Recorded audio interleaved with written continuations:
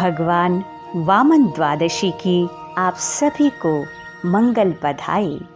अत्यंत शांत, सौम्य और मधुर स्वभाव लिए भगवान वामन जी की मधुर छवि मन को मोहने वाली है। जन्म कर्म च मे दिव्यमेवं, भगवान के जन्म और कर्म दिव्य हैं। श्री हरि विष्णु जी के अवतार श्रृंखला में यह पहले ऐसे अवतार थे जो मानव रूप में प्रकट हुए थे। बालक रूपी ब्राह्मण अवतार, इनको दक्षिण भारत में उपेंद्र के नाम से भी जाना जाता है। वामन भगवान का जन्म अदिति के गर्भ से हुआ था।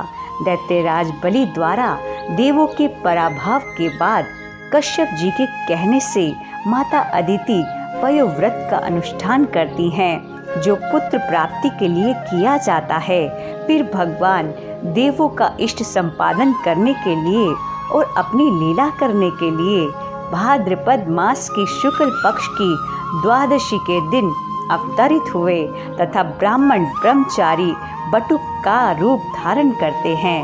इसी उपलक्ष्य में यह दिन वामन द्वादशी के रूप में मनाया जाता है।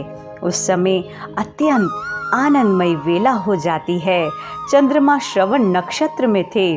अभिजीत मुहूर्त में भगवान का जन्म हुआ था और सभी ग्रह, नक्षत्र तथा तारे भगवान के मंगलमय जन्म को सूचित कर रहे थे। जन्म के पश्चात उनके जात कर्म, उपनयन आदि संस्कार संपन्न किए गए।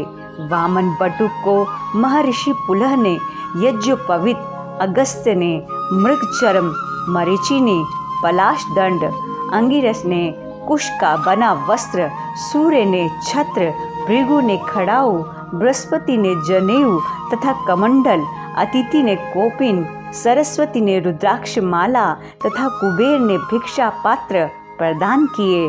अतः भगवान सौंदर्य और तेज को विकीर्ण करते हुए सुशोभित हुए। उनके रूप की दिव्य छटा अत्यंत मनोहारी थी।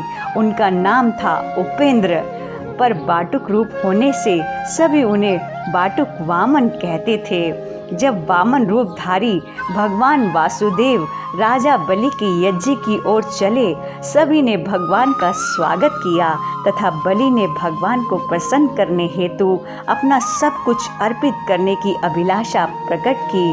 भगवान ने भी बलि के वंश की प्रशंसा करते हुए प्रहलाद जैसे भक्त तथा बलि के पिता विरोचन को ब्राह्मण वत्सल बताते हुए उसे भी उस परंपरा का पालन करने को कहा। तत्पश्चात भगवान ने बलि से अपने लिए अपने पैरों के माप की 3 पग भूमि मांगी। बलि ने संकल्प के लिए जल उठाया तो उसके गुरु शुक्राचार्य ने उसे ऐसा करने से रोका और स्पष्ट रूप से बता दिया कि ये स्वयं भगवान विष्णु हैं तथा देवताओं का हित साधने आए हैं। किंतु बलि अपने वचन पर अडिग रहा। बलि ने कहा, गुरुदेव, ये यदि भगवान विष्णु भी हैं तो भी मैं इन्हें दान अवश्य दूंगा, क्योंकि दुनिया जिनके द्वारे मांगने जाती है, आज वे ही परमात्मा मेरे द्वार पर भिक्षुक बनकर खड़े हैं, चाहे मेरा सर्वस्व ही हरण क्यों ना कर ले। जब गुरु शुक्राचार्य ने देखा कि राजा मेरी बात नहीं मानता, तब वे संकल्प करने वाले जल के पात्र में छोटा रोप रखकर बैठ गए कि जब जल ही नहीं निकलेगा तो संकल्प कैसे होगा। जैसे ही राजा ने जल के लिए पात्र को टेढ़ा किया, पानी नहीं आया। इस पर वामन भगवान बोले, राजन, शायद मार्ग में कुछ अटक गया है।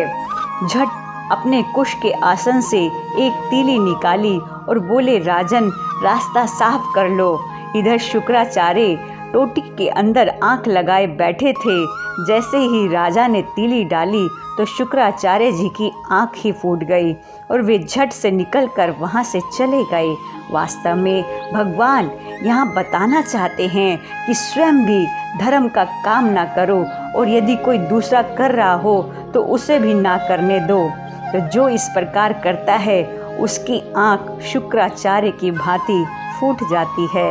ये आंखें कौन सी हैं? अंदर की आंखें हैं। ये जो फूट जाती हैं इसलिए कोई करे तो उसे रोको मत। गुरु उसे ऐश्वर्यहीन होने का शाप देकर चले गए। बलि ने दान का संकल्प कर दिया। भगवान ने कहा, बलि संकल्प क्या है वह बोलो।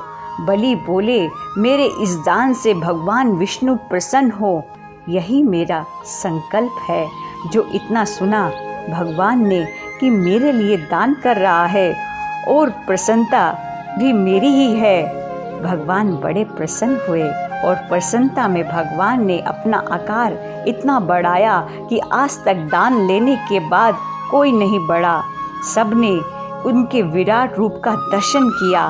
भगवान ने एक पग से समस्त पृथ्वी, आकाश व दिशाओं को ढक लिया।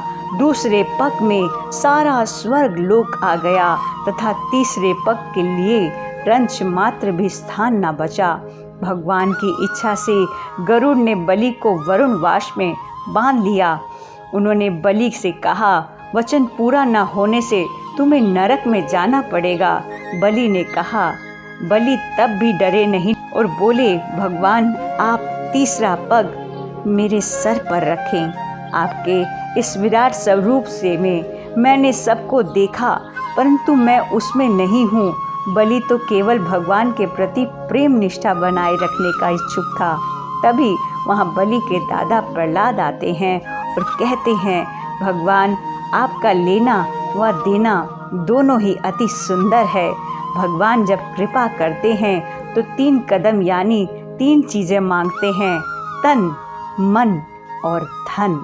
जो उन्हें अर्पित कर देते हैं तो भगवान उनकी रक्षा स्वयं करते हैं। बलि ने धन विहीन, पीड़ित, बंधनग्रस्त, गुरु शापित होकर भी अपना धर्म व सत्य नहीं छोड़ा।